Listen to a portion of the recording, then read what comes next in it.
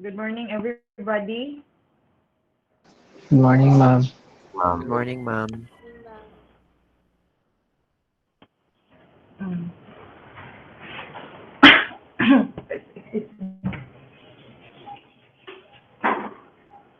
So, as you can see sa photo, di ba, it shows the hydrologic cycle. So, as you can see here, the last result of the hydrologic cycle is kaning precipitation. So, what are the two things that can happen when water precipitates? As you can see sa photo.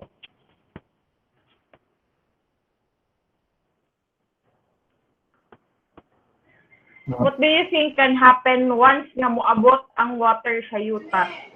more runoff of infiltration. Yes, very good. So, it can either balik siya sa or mo evaporate siya or mo infiltrate or collectively known as runoff. So, our topic last meeting was all about surface water. So, surface water is a result of the runoff sa what result sa precipitation. So, what do you think? What is the other type of water, or what do you think will be our topic for today? Opposite siya sa surface water. Groundwater, Yes. ma'am. So, our topic is all about, yes. So, our topic is all about groundwater. So, groundwater is the water found underground from the name groundwater in the cracks and spaces in soil, sand, and rock. It is stored and moves slowly through geologic formations of soil, sand, and rocks called aquifers. So aquifers is an underground layer of water-bearing permeable rock or rock features of or unconsolidated materials, and groundwater from aquifers can be extracted using a water well. So as you can see sa photo, ang surface water is kaning naa sa ibabaw. The water that seeps through the permeable layer, the aquifer, is what we call as groundwater. So there are two important. Groundwater is very important to us because it is used as a drinking water and irrigation. Of the entire hydrosphere or all of Earth's water, only a small percentage occurs underground.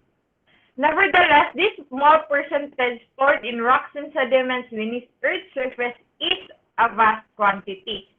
When the oceans are excluded and only sources of fresh water are considered, the significance of groundwater becomes more apparent. Though gamay ra ang iyang i-take up na percentage sa katong excuse me, katong bitaw division ay katong graph that shows kung ang space nga gi-take up sa water, very prevalent and very dako pagyapon ang iyang space na gina-take up. So groundwater represents the largest reservoir of fresh water that is readily available to humans. Its value in terms of economics and human well-being is incalculable. So it supplies 50% of the total drinking water for the population. And it accounts for 40% of the water used for irrigation.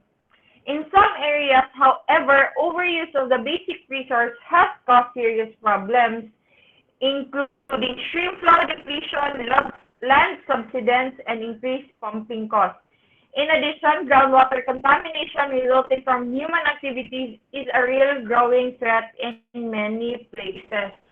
So, kinsahin na ay mga well sa ilang lugar? Anybody? Wala.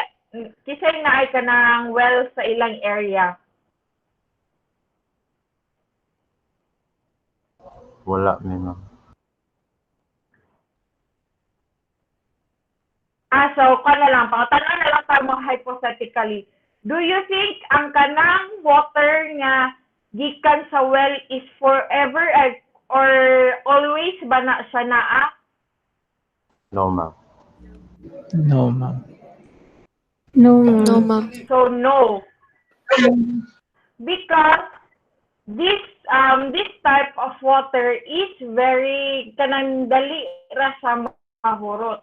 Especially once kanang magtig-init na bitaw, once ang water is from the ground, once it reaches na tig-init na, mo precipitate ang water and grabe yun, mura mag-drought ang mga well, kanang mga places nga na ay well. So, these are the geologic roles and distribution of groundwater. So it serves as an erosional agent. It is also an equalizer of stream flow. It is a form of storage that sustains streams during periods when rain does not fall. When rain falls, some of the water runs off and some returns to the atmosphere through evaporation and transpiration, and the remainder soaks into the ground. This last part is primary source of practically all groundwater. So groundwater is a result of katong runoff. Either once rain reaches the land, it either evaporates or mo infiltrate siya dito sa yuta and it becomes the source for groundwater. So when we see water flowing in a river during a dry period, it is water from rain that fell at some earlier time and was stored underground. So next topic is all about porosity and permeability.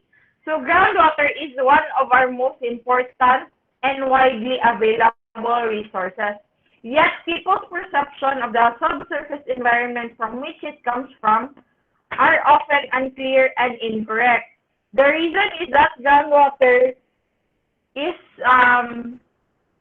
hidden from view except in caves and mines, and openings are often misleading. In reality, most of the subsurface environment is not solid at all. Rather, it includes countless tiny pores and spaces between grains of soil and sediment, plus narrow joints and fractures in the bedrock. So let's talk about the porosity and permeability. So porosity is the percentage of openings within a given volume of rock. It determines how much water a rock mass can hold. Porosity is A, higher if sediment is well sorted, B, lower if sediment is well packed, and C, lower if sediment is well cemented. Permeability is the capacity of a rock to transmit fluid. It varies with the fluid's viscosity, hydrostatic pressure, the size of the openings, and the degree of interconnection between the openings. So porosity is katong kadak-on sa pores inside the kanang rock surrounding the water source. Then permeability is the capacity of the rock, a rock to transmit fluid. So next one, sandstones and conglomerates are often highly permeable because of interconnected pore spaces. As you can see here sa photo, this is sandstone and naa siya'y dagko na pores. Water can seep through easily because of the big pores you can see here. So fractured dense rocks, examples are basalt, granite, limestone are also permeable. As you can see here, permeable yapon siya even though dense siya. Kaya ang sandstone is dili kay siya not much good ang pagka-dense niya. Number 3, groundwater flows extremely slow in comparison with the turbulent flow of rivers. So hinay ang flow sa groundwater kay naa siya sa yuta. Kibali medyo uniform ang movement compared sa rivers nga na ay areas nga pasaka na areas nga paubos where mas mukusog or much turbulent ang flow sa water. So the flow velocity of groundwater commonly ranges from 1 meter per day to 1 meter per year. Only in special cases such as the flow of water in caves does the movement of groundwater approach the velocity of slow-moving surface streams. So there are 4 main types of pore spaces. Number 1 is spaces between mineral grains. Number 2, fractures. Number 3, solution cavities. And number 4, vesicles. So here is the the animated photo of the pore spaces. So as you can see here, so spaces between mineral grains in sand and gravel deposits, pore spaces can constitute from 12 to 45%. The infilling of pore spaces by smaller grains reduces the porosity. Number 2 is fractures. Mani siya ang fractures. So all rocks are cut by fractures, and in some dense rocks, example is granite, fractures constitute the only significant pore spaces. Number 3 is solution cavities. So some limestones, Kanisha limestone, have high porosity because this rock is soluble in water, forming pits and holes. As you can see, na pits and holes dire kaning mga linya-linya is pits and holes na siya. Movement of water along bedding planes and joints may result in solution cavities which may become caves. Limestone is very porous. Kibali, once nga mabasa sa tubig is muweaken ang iyang formation. So much prone siya to formation of caves. So vesicles are commonly concentrated near the top of lava flow and form zones of very high porosity. Mao ni siya, as you can see. An example of it is ang basalt. So groundwater distribution. So there are 6 groundwater distribution. Number 1 is the zone of aeration, the zone of saturation, the water table, groundwater, capillary fringe, and the soil moisture. So the zone of aeration is the area above the water table which is partly filled with air and partly filled with water. The water forms a very thin film clinging to grains by surface tension. The next one is the zone of saturation. Kanisha, the lowest part is the zone of saturation. It is where all open spaces between sediment grains is completely filled with water, as you can see here. Next is kaning groundwater, kani siya. So it is water held within the zone of saturation. So what we call the water nga naa sa zone of saturation is groundwater. The next one is the capillary fringe. It is found immediately above the water table. Dili. Mo ni siya ang water table. This part is the capillary fringe. So,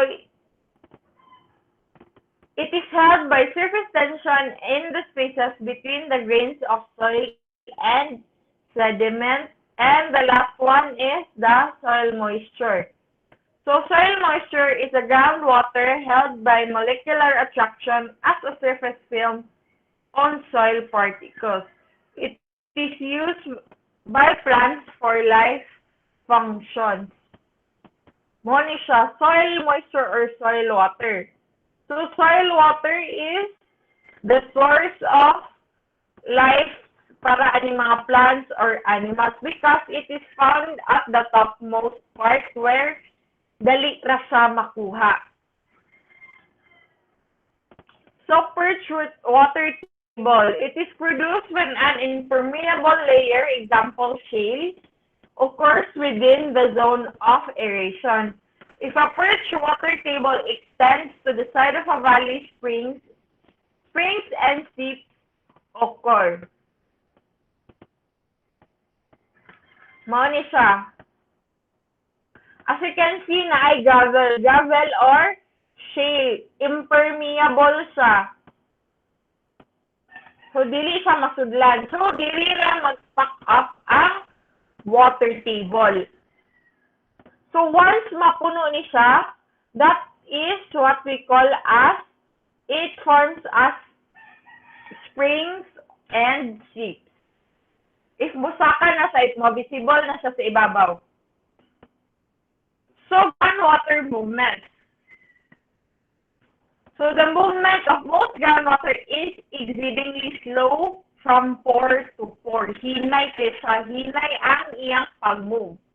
So, a typical rate is a few centimeters per day. Water moves from areas where the water table is high to zones where the water table is lower. As you can see here, from lake nga naasa sa ibabaw, groundwater flows down to the spring. Kaya much lower ang iyang elevation compared sa lake. So, recharge area is where water seeps into aquifer from rainfall, snow melt, and etc. As you can see, mao ni siya ang recharge area.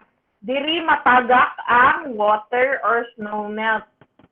Ang ulan di ay rather, or snow melt, dayon musip through sa groundwater. Next one is kaning discharge area. Discharge areas are like springs, streams, and lakes. Discharge meaning diri i-move ang excess na water. So, hydraulic head is the difference in elevation between the parts of the water table. Movement of water is not like that on the surface, which flows directly down slope. So, the base of groundwater is also called the lower limit, occurring at considerable depth.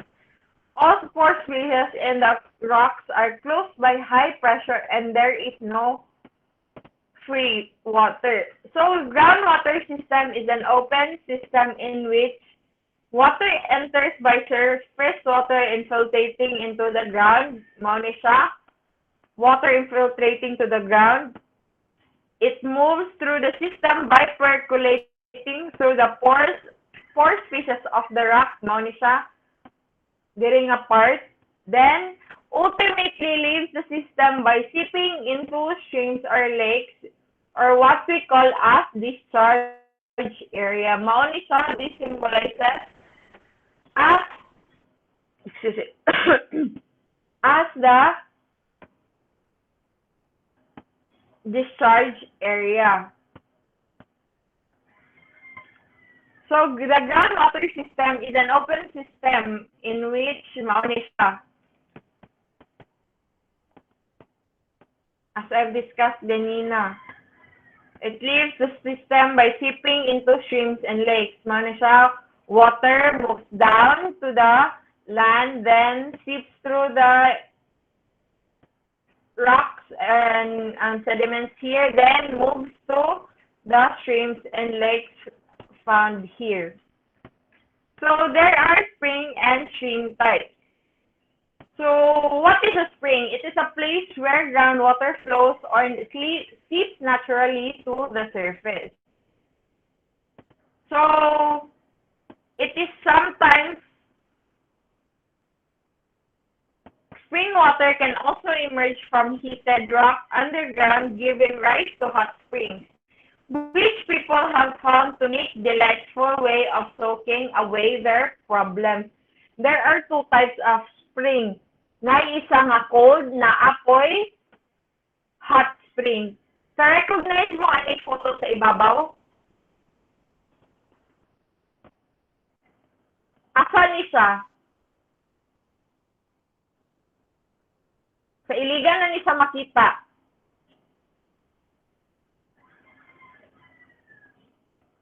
Di namin balot, ma'am. Hello? Unsa ni siya nga kuan? Asa ni siya makita? Asa nga lugar? Pamilyar na Mimars. kita niya. Mimars. Yes. Yeah, sa Mimars or sa kaning Timuga. Apil siya sa Timuga nga spring. Kaning naa sa kuan ubos nga naa sa left side. Asa man ni siya? Iligan gyapon. Mimbalot, ma'am. Hindi mo ko lang. Dili sa Bimbalot. O balo. Tinago. Sa Lapis Spring Fall, ma'am. Sa Boroon, ma'am. So, oo. Sa kanisa photo actually is sa Lawis. Kanisa. And the next one, kaning, as you can see here, di ko sure if familiar mo, ani, kay diri mangunin siya sa CDO. Bulao Cold Spring. As in, tugnaw kay na siya. So, springs can be, kani silang tulo is an example of cold spring. So, springs can form between permeable and the impermeable bed, as you can see here. This one is the permeable bed, then kanina sa ibabaw is the impermeable bed. So, the next one is springs from vesicular basalt. Then, the last two types is the spring from cavernous limestone and spring from a fault line. Spring formed from fault line is usually init. That is where you can find hot springs. So aquifers,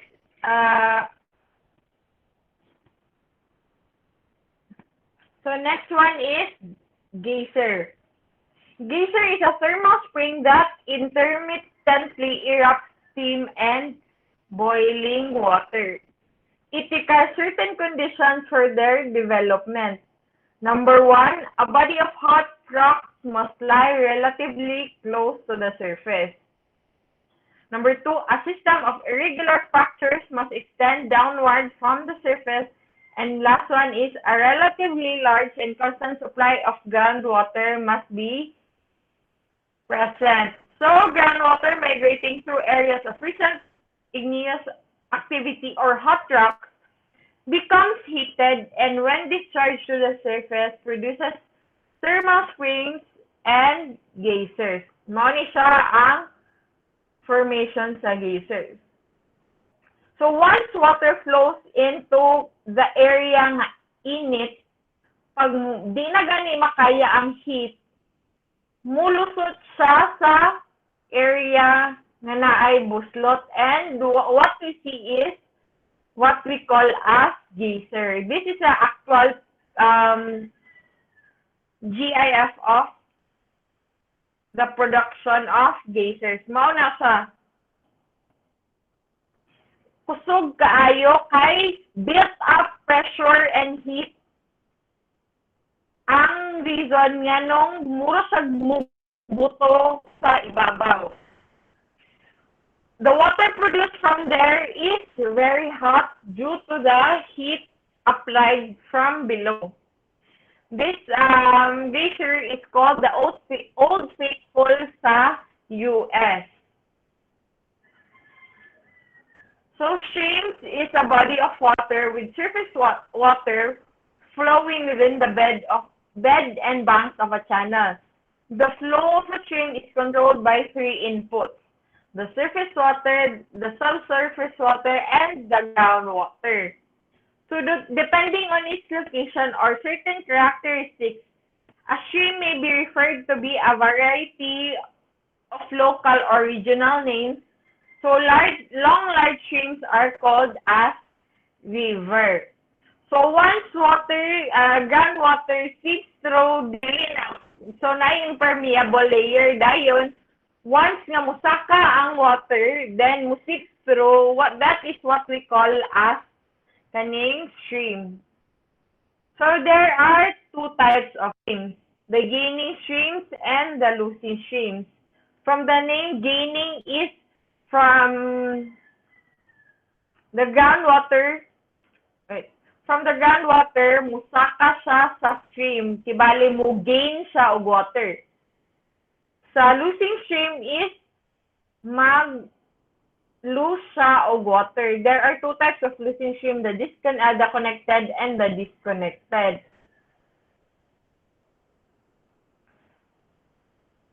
So aquifers and wells. So artesian water is confined in an aquifer between impermeable beds.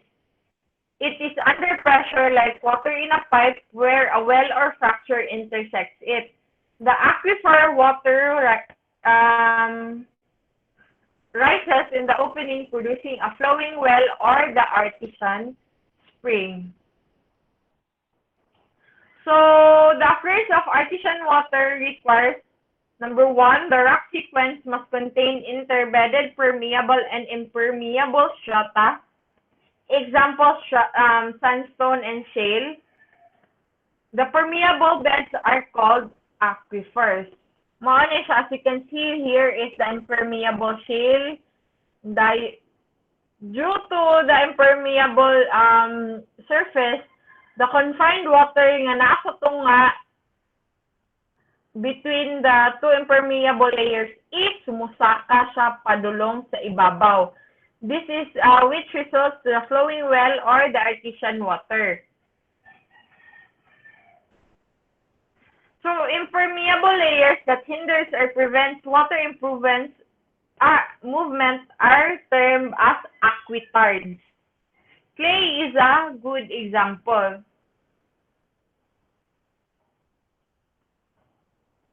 So wells are holes dug into the ground to reach the zone of saturation in order to access the fluid. Mao ni siya ang formation sa well, active well kay holes nga naagi buslutan siya para makaagi sa kaning upper layer or the impermeable layer. Then ang water nga nasa ubos is katong groundwater. So cone of depression is a cone-shaped line of the water table as it is depressed due to the pumping of fluid from a well. So this scenario is a cone of depression. So before mag-pumping is kwanta siya na pa siya water diri kanang flat pa ang iyang formation. But once nga naanay well the part nga gamay na lang og water or nana siya cone shape is what we call as cone of depression. So if water is withdrawn faster than it can be replenished, the cone of depression continues to grow and ultimately goes dry. So the next topic we'll talk about is kaning groundwater erosion. So slow-moving groundwater can dissolve huge quantities of soluble rock. Example, if it is limestone and gypsum, and carry it away in solution. It transports the dissolved mineral matter and either discharges it into other parts of the hydrologic system or deposits it within the pore spaces within the rock. Groundwater erosion starts with water percolating through joints, faults, and bedding planes and dissolving the soluble rock. In time, the fractures enlarge to form a subterranean network of caves. As you can see here, this is an example of groundwater, a result in groundwater erosion. So as you can see here sa first photo, so water seeps through fractures and beddings of limestone. As we all know, limestone, permeable ra siya. Dali ra siya masuksukan og water. Dali ra po siya mo-absorb. So, as you can see sa kaning figure B, cavities are enlarged and underground stream system is then established. Kani isang murag linya of water, di ba lahi ra siya compared sa figure A nga gagmay pa lang siya. Kani siya, nananggid siya stream system. And the last figure is when the valley sinks deeper, a deeper underground river is established. Caves may collapse to form sinkholes. Mauna ni siya. So what is a sinkhole? So it is produced when caves flow larger until the roof collapses and a crater-like depression results. Solution cavity enlarges to form a solution valley which continues to grow until the soluble rock is removed completely.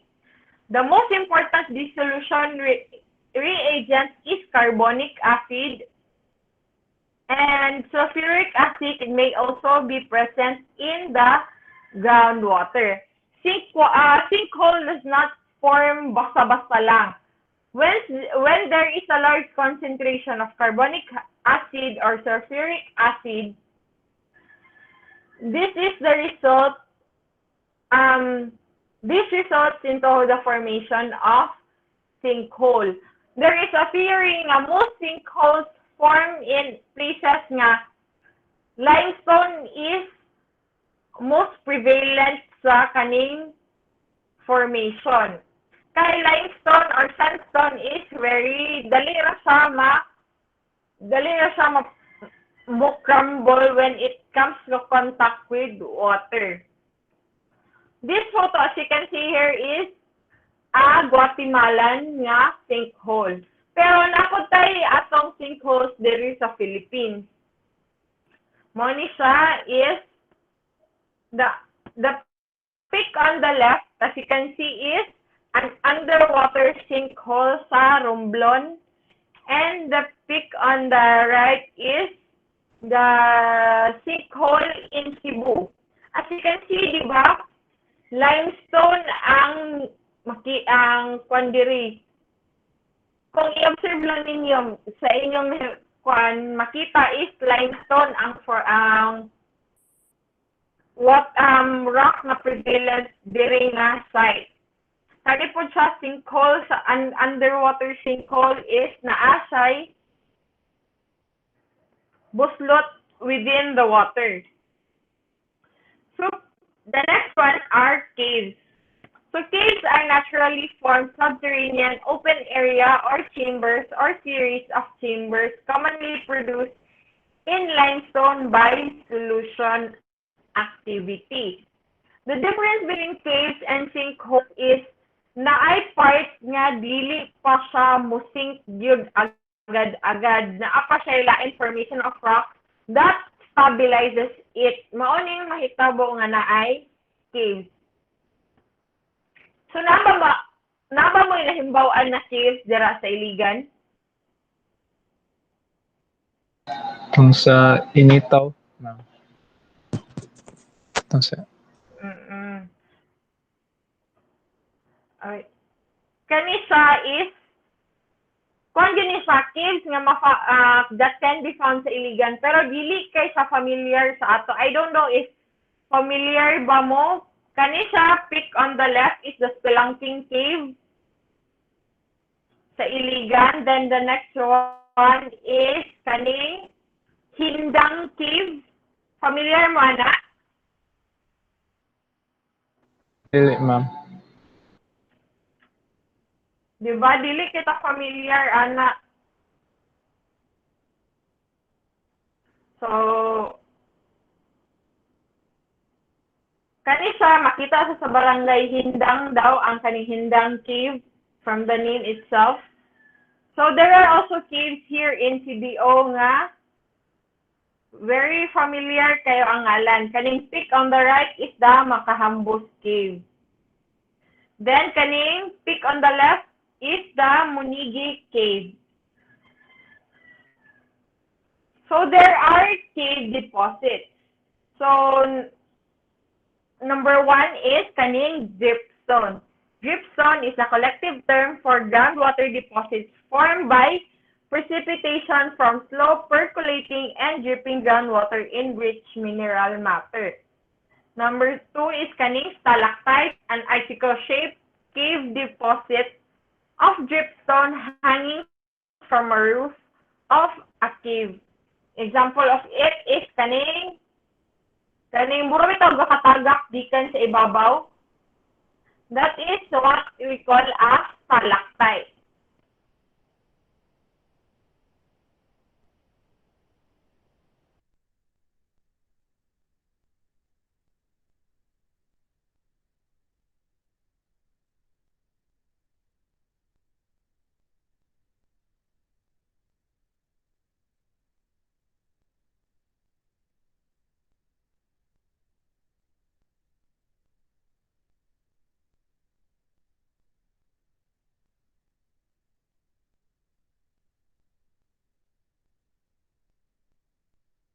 Or wall of a cave, and it may follow a trace of fracture on the ceiling or wall. And the last type is travertine terraces. So it is a terrace deposit of calcium carbonate deposited by flowing pools of water on the cave floor or carbonate-rich water discharged along the slope. So these deposits, however, are trivial compared to the amount of material deposited in the pore spaces of a rock. The next type is the karst topography. So karst topography is a distinctive type of terrain resulting largely from erosion by groundwater characterized by sinkholes, solution valleys, rounded hills, and knobs, and other features produced by groundwater activity. An example of karst topography is the tower karst. It is developed in tropical areas where this solution is at a maximum because of the abundance of water from heavy rainfall. It is characterized by steep cone-like hills. As you can see here, kanisha. That is an example of tower karst. This tower karst nga nasa picture is found sa China, found along the banks of the Yangtze River. So, tower karst is formed from the dissolution of soluble rocks such as limestone, dolomite, and gypsum. It is characterized by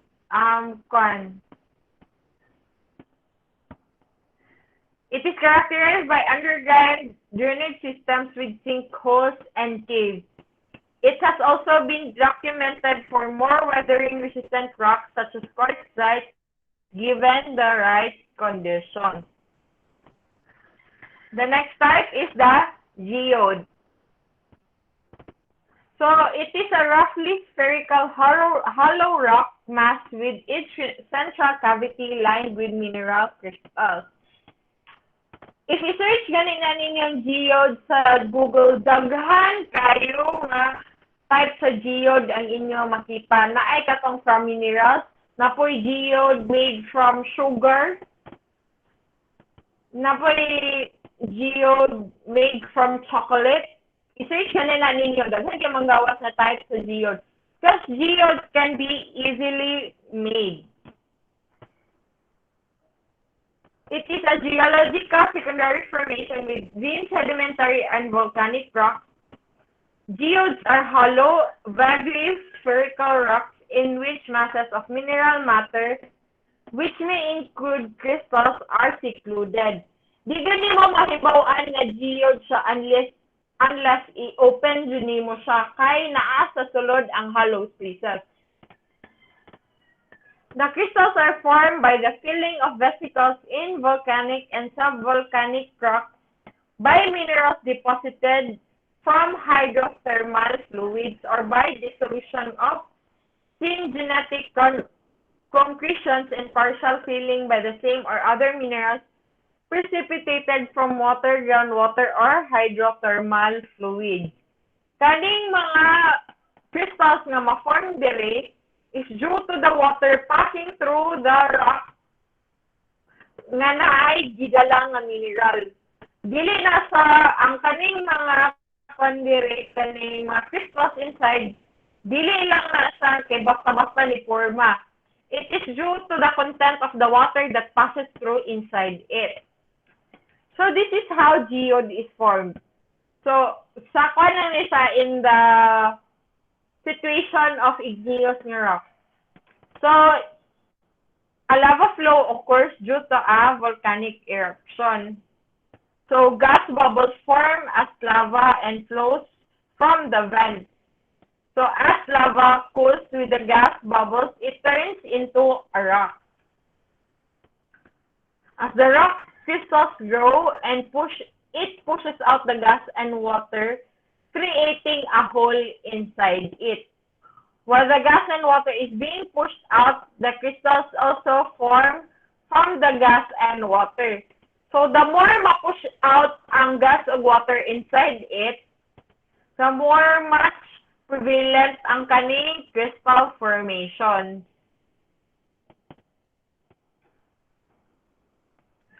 So next one is the hot spring deposit. So calcium carbonate deposition usually of travertine from hot springs in geothermal areas. As you can see here, mao ni siya ang hot spring deposit. Calcium carbonate, mao ni siya ang inyo makita sa kilid-kilid sa mga hot spring. Pero dili kayo siya familiar sa to kay dili ra kayo inanak hot atong hot springs diri para mo produce ay hot springs around the area of Nisor para makakita jud ka og kaning calcium carbonate nga formation sa kilid-kilid. So there are advantages and disadvantages of groundwater. So the advantage is it is not as easily contaminated than surface water kay naasa sa ubos compared to surface water nga dali ra nato makita and dali ra sad sa ma-contaminate. So quality is stable throughout the year and generally lower in bacteria count. It is available in most locations. Pero there are advantages pero mas prevalent gyapon ang disadvantages sa groundwater. It is difficult to recover once contaminated. It is difficult kay naasa sa ilalom. Kailangan ba nimo siya kaluton para makita nimo ang source compared sa kanang surface water. If madaot lang stream or na algal bloom sa kanang lake, pwede ra nalabayan og kanang ay pwede na siya i-treat. Pero once underground water is contaminated, lisod siya pangitaon. It usually contains more minerals. Yes, minerals is good for the body, but some types of minerals, once it enters our body, is very toxic to us. Then, increasing operation cost. Increasing operation cost because bukalot pa ka. Dili sa yon magpakalot. Kay naay mga rocks na gahi kayo or naay parts nga lisod kaayo kaluton. It is more susceptible to long-term contamination from fuel spills. Then it often have high levels of iron and manganese. High level of iron and manganese, when it enters our bloodstream, dili gid siya maayo. It can cause mga sakit-sakit. Then it is also subject to salt water intrusion because ang land is connected sa ocean. Once nga kanang musitro ang ocean water, dayon mo lusod siya, dayon mo padulong din siya dito sa source of groundwater, dili na siya drinkable because naanay salt water na sagol. So sources of contamination can be hidden from sight. That is the last disadvantage. So environmental problems of groundwater. Number 1 is stream flow depletion. Number 2 is land subsidence. Saltwater intrusion, increased pumping costs from even deeper supplies, and contamination. Like many of our other valuable natural resources, groundwater is being exploited at an increasing rate. In some areas, overuse threatens the groundwater supply. In other places, groundwater withdrawal has caused the ground and everything resting on it to sink. That is what we call as land subsidence. Still, other localities are concerned with the possible contamination of their groundwater supply. So, groundwater constitutes a valuable resource that is being exploited at an ever increasing rate.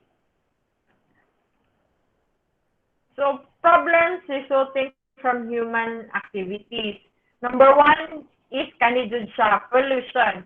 Any concentration of chemical or waste creates local pockets that can potentially contaminate the groundwater reservoir. So, as we all know, pollution kanagid siya, number 1 enemy, yun na siya sa ato planet because once gani ma-pollute ang area, it is very difficult to kanang recover from it. Dali kay sa dauton pero lisod kay sa ibalik. Mao na ang pollution. Number 2 is kaning leaching. Leaching is a process by which groundwater dissolves and transports soluble components of rock or soil, usually downward or downgradient. The last one is kaning leachate. Its character and strength depends partly on the duration of contact between waste and groundwater, volume of infiltrated water, and the kind of waste involved. In most potent in humid areas where the water table is shallow.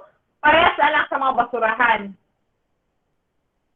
Once nga kanang, di ba, magtubig man yun ang basura, di ba? So once that water sa gikan sa basura mo sift through sa ground, then it reaches the groundwater. End of story na na siya. Kay that causes a lot of harmful things sa groundwater. Nga, until nga dili na to siya pwede magamit and lisod na siya i-recover. But it depends on the type of kanang pollutants nga involved. Like, if ever nga ang pollutants is nuclearly active or kanang toxic, kana niso na ka siya i-recover. Pero if ang kanaganing water nga mag-seep through is from kanang mga nalata nga fruit, medyo dili siya medyo okay ra siya compared sa kanang mga toxic waste. So here is a scenario of groundwater pollutants. So permeable sandstone above impermeable shield creates a pollution problem. Mao ni siya pollutants mo seep through siya. Then, a fractured rock is susceptible to groundwater pollution. Fractured rock meaning nanay buak nga track. The next is impermeable shale confines pollutants. And the last one, uninclined aquifer can mobilize pollutants. So, once ang kaning basura is distorted siya sa upper na area, musip through siya sa aquifer nga paubos, so mapadulong siya diri sa ato, which kita is can be found sa lower area. The last, the second to the last is the kaning saltwater encroachment. It is the movement of salt water into underground sources, or what we call as aquifers of fresh water, which can occur in coastal regions or inland, and the surface movement of salt water inland from the coast. As di ba, understandable na from ocean water, then seep through siya sa groundwater. Muna siya ang saltwater enrichment. And the last part is what we call as subsidence, or the change in position of the water table. It is the sinking or settling of a part of the Earth's crust with respect to its surrounding parts. Kani siya, actual gina siya nga restaurants, murag himo nilang tourist attraction. Pero this place is sinking, excuse me, little by little. It is what, this restaurant is called as the Crooked House. So, napa ba may pangutana? Wala rin, ma'am. Wala rasad na. Lara, ma'am.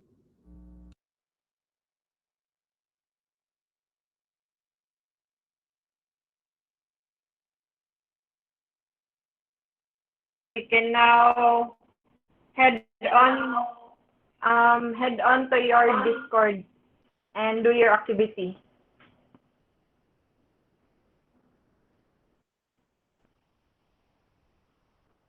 Bye, Bye, ma'am. ma'am. Bye, ma'am. Bye, ma'am. Bye, ma'am. Goodbye, ma'am.